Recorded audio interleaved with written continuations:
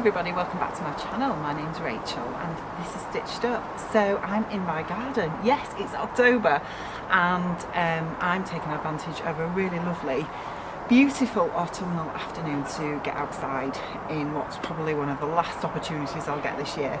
And yeah, today I thought I would show you my latest make and give you another pattern review. So this is the French Poetry Pleiades dress.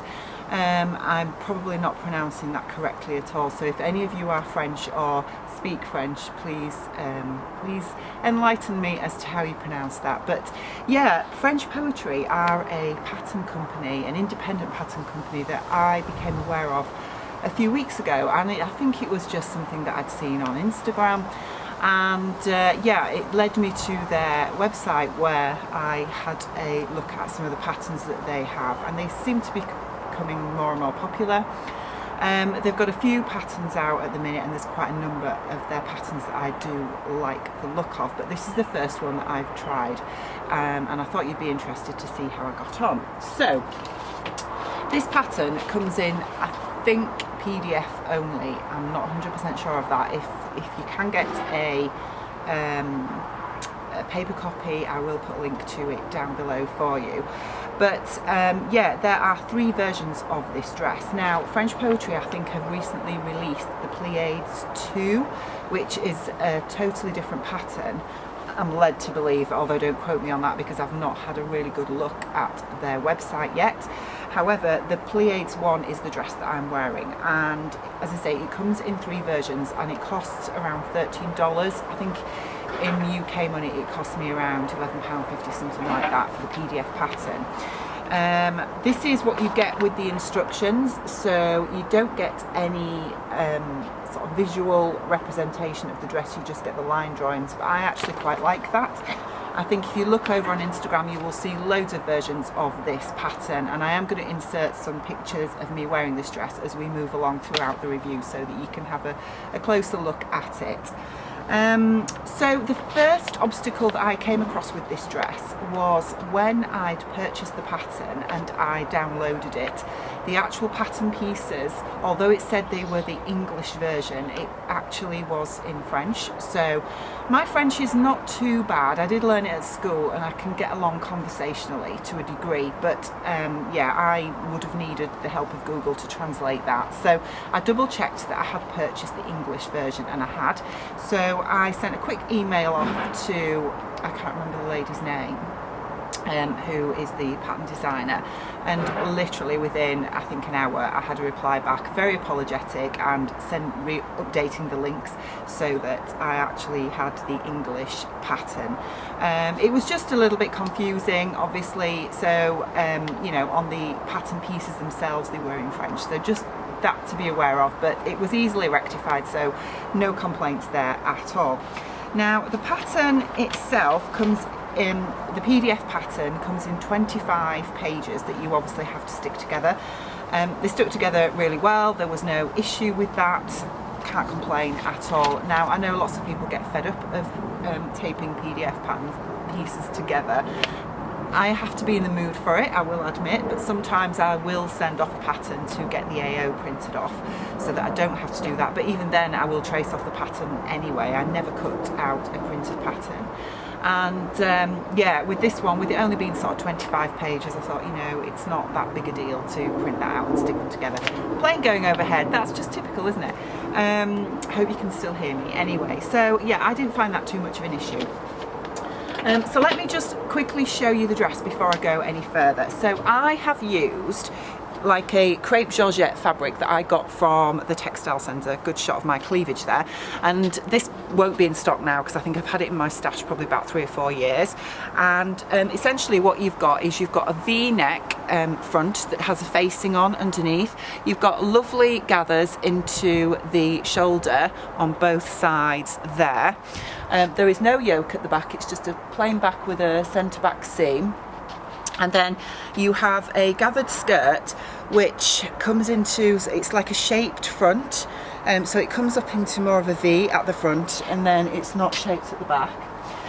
Now, the versions that you get with this pattern are all sort of sleeve variations, and there is a hem variation as well. So the first one, if you have a look at this in closer detail, you can see the first version has lovely tie sleeves with a ruffle hem. The second version is full length sleeves, and then the third version has, like, I want to refer to it as a goblet sleeve, but that's probably not the correct term at all.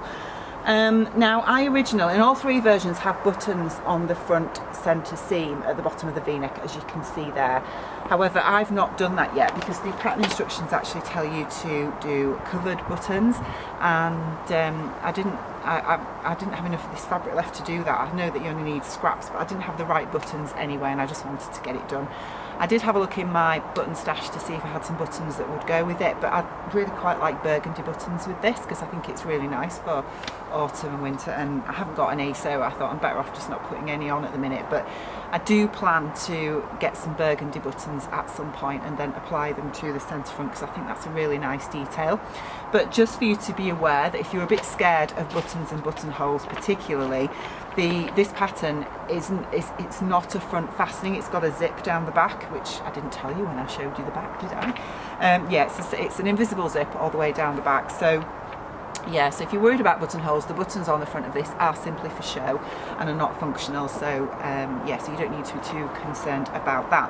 Now, when I decided the version I wanted to make, I actually wanted to make the version with the tie sleeves. I really like that detail, and yeah, I actually made the tie sleeves, put them on, and then changed my mind. And the reason for that is because you can't really see on the line drawings here, but the tie sleeves are really puffed at the sleeve head, and I just do not like puffed sleeves at all on me. I just find them too romantic, I guess, too girly. It's just not my style, and that's something that's evolved as I've been sewing, that's made me realise that I really just don't like them. And I do have a couple of dresses already that have puff sleeves, and I always wear them with a cardigan because I don't feel comfortable wearing them at all. So that's just my own personal preference. You might like that. So having done that, I decided the tie sleeve bit itself was lovely and a really nice touch, but I decided that I would just take them off. I had enough fabric left to make new sleeves, so I've just made 3/4 length sleeves, which is not a variation on here, but it's easily done, isn't it? So I just made plain sleeve head that's just eased in with a 3/4 hem on it, and you know, I'm quite happy with that. I would love to make another version of this dress with the tie sleeves, but I would take out the ease in the sleeve cap so that it doesn't make it a puff sleeve head, and yeah, and then I think I'd be quite happy with it. So instruction wise, now the construction of this dress, I would say, is quite unusual in that it actually gets you to insert the zip in the back before you've even sewn the side seams, and I followed the instructions to the letter. Normally, when I insert an invisible zip or any type of zip in the back centre seam of a dress, I have the rest of the dress constructed first. So it's more or less the last thing that I'm going to do, apart from hemming. And the instructions for this pattern don't tell you to construct it that way. So it is slightly different. It still works as long as you are very careful. And what I mean by that is this dress should have been a straightforward, fairly quick sew. But for me, I had lots of issues, and that's not a fault of the pattern or the instructions. It's purely the fact that because I had to, I followed the instructions and thereby inserted the invisible zip in the centre back seam prior to sewing the side seams. When I then tried to try it on and sew the side seams, I'd got it totally twisted, which meant I had to undo an entire side seam, and I'd already overlocked it, etc. So it was a bit of a nightmare. So I don't think I would follow the instructions as they are written again if I made this dress again, and I will make it again because I do actually really like it. And I think the reason why is because I just think, for me, especially an invisible zipper where you're sort of twisting the zip sides backwards and forwards to get it to fit the right way. Those of you that have inserted an invisible zip before will understand what I mean. I do think you need the entire dress constructed first, otherwise it's easy to just get things twisted and you end up in a right old mess, which is what I did.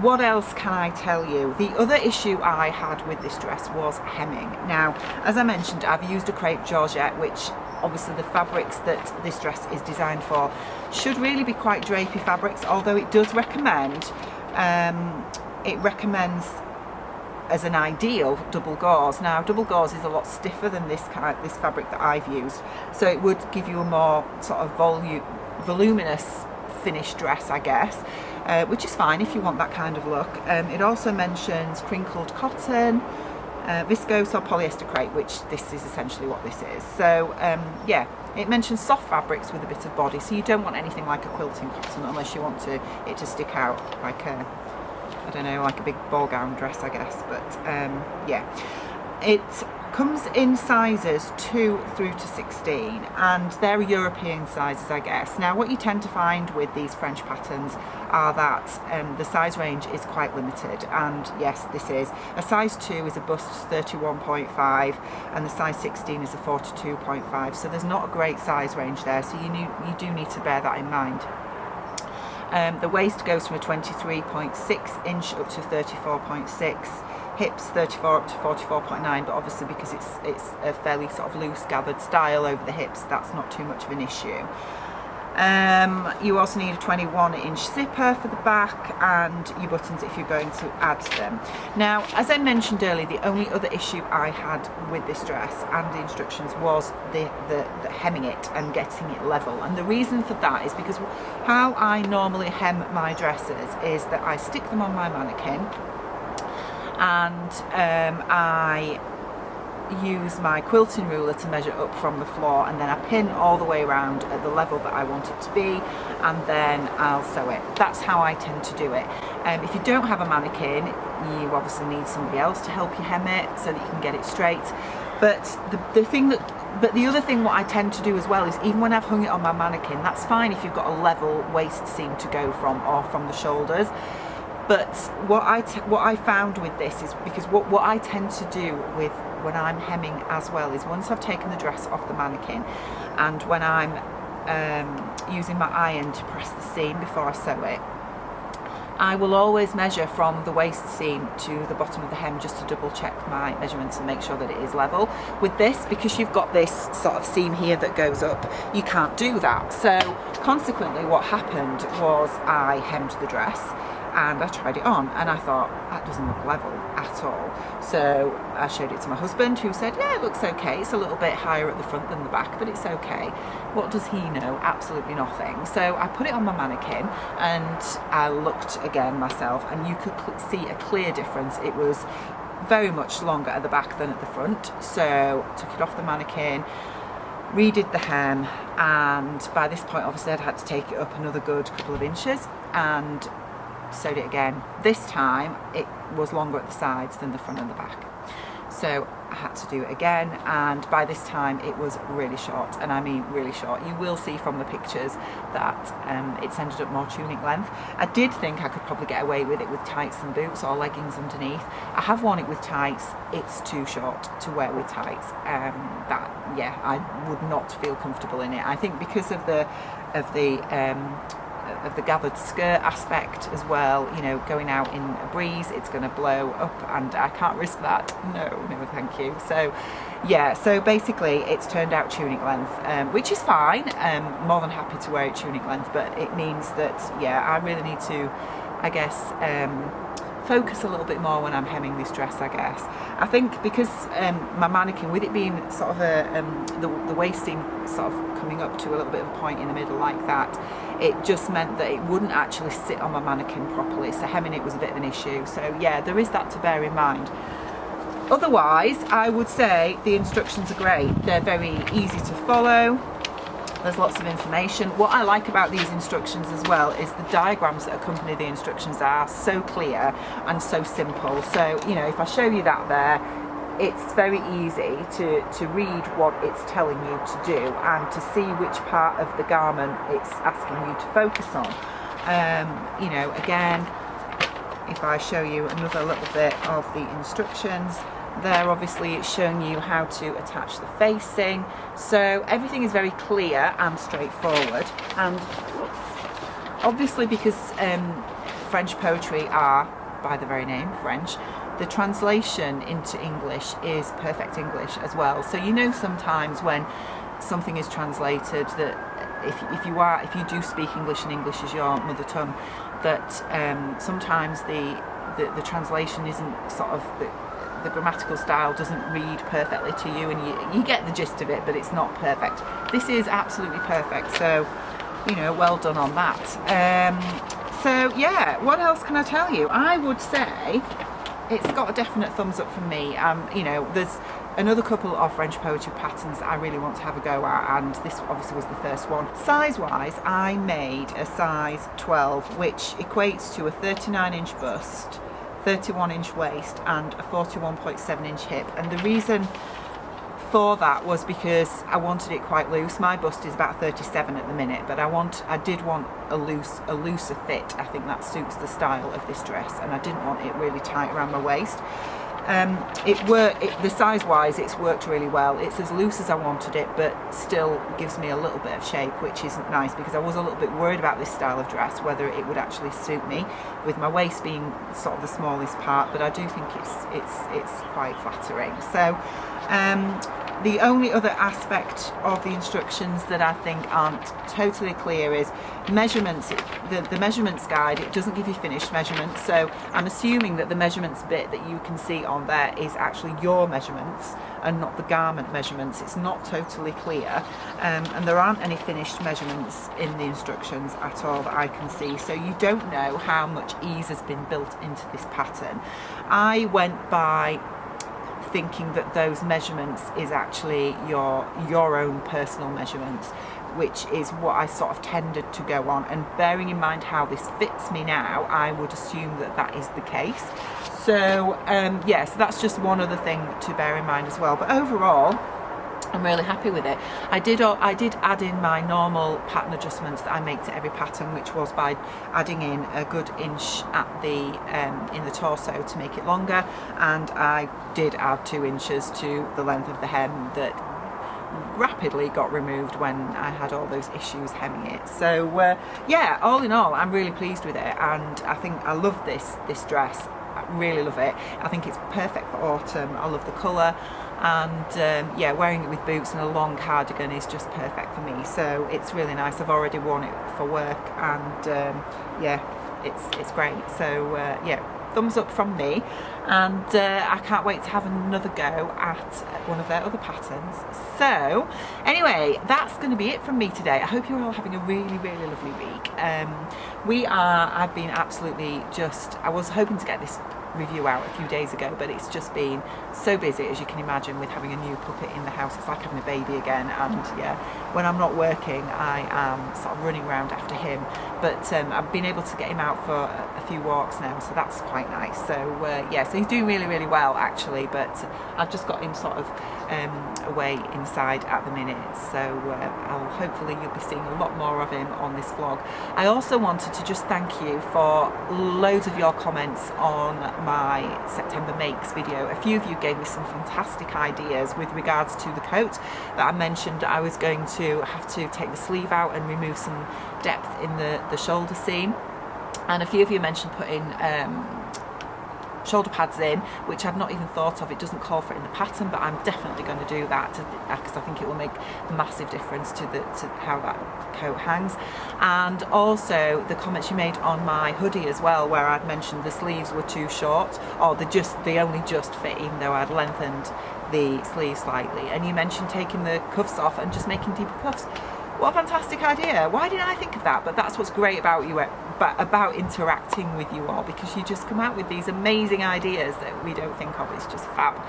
So yeah, so thank you for that. And yeah, I am not sure if I'm going to get my September makes out before I go to the KB retreat next week. I'm due to go Thursday, and I am working right through until Tuesday now, so not sure if I will get time to do it on Tuesday because I'm going to have to get ready for that, but if I do, I will hopefully get that out for you before I go down to the retreat, because there are a few things that I've made that I'm hoping that you'd be interested in having a look at. And the other thing as well is I've set up a Ko-fi account. Yeah, loads of vloggers seem to be doing this now, and it's a great way of sort of supporting creators, etc., where you know, if you want to, you can buy me a virtual coffee. So yeah, I will leave that down below as well. I'm not going to mention it in every video. I'm hoping to sort of start devoting more time to this channel in the coming months now. I am reducing my hours at work from November, which is great, which means I'm going to have a bit more time to really focus on growing this channel. And yeah, I'd be delighted if any of you want to go ahead and support me.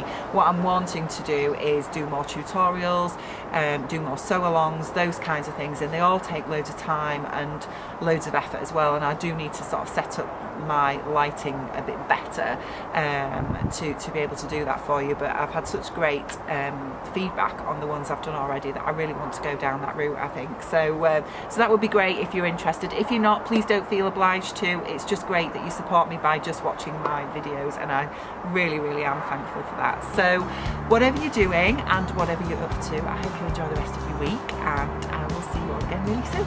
Take care, bye.